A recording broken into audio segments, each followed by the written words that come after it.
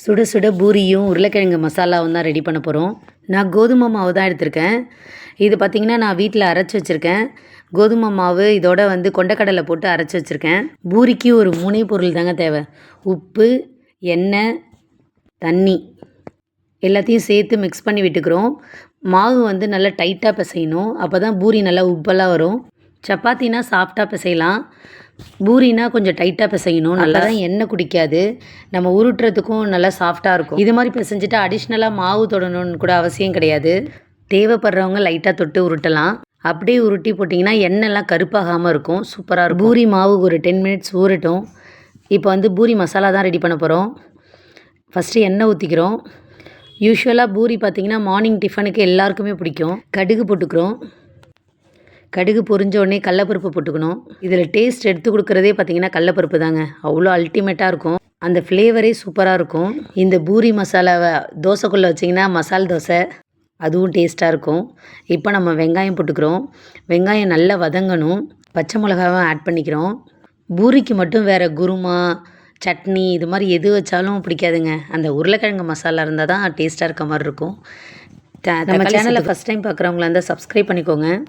நல்லா வதங்கிருச்சு. நான் இன்றைக்கி கொஞ்சமாக தான் செஞ்சுருக்கேன். உங்கள் வீட்டில் எவ்வளோ குவான்டிட்டி தேவையோ அதுக்கேற்ற மாதிரி செஞ்சுக்கோங்க. கருவேப்பிலை, கொத்தமல்லி தூவிக்கிறோம். நல்லா வதக்கிக்கிறோம்.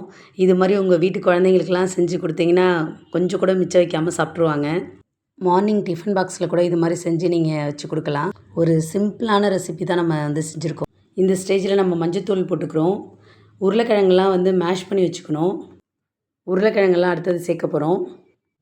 Easy and tasty puri and puri masala. நிறைய பேர் பார்த்திங்கன்னா இதில் கடல மாவு, பொட்டுக்கடல மாவுலாம் சேர்ப்பாங்க.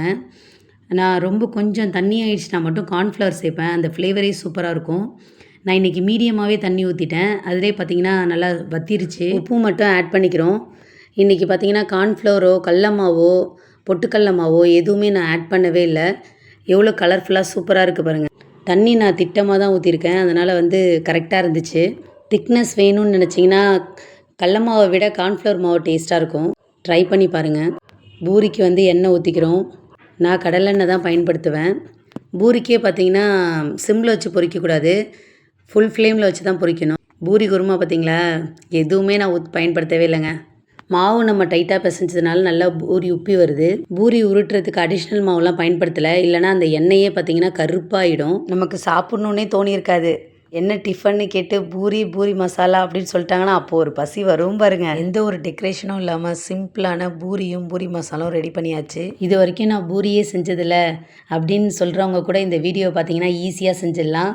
நீங்களும் வீட்டில் செஞ்சு பார்த்து டேஸ்ட் எப்படி இருந்துச்சுன்னு மறக்காமல் கமெண்டில் சொல்லுங்கள். ஓகே ஃப்ரெண்ட்ஸ், தேங்க்ஸ் ஃபார் வாட்சிங். தேங்க்யூ.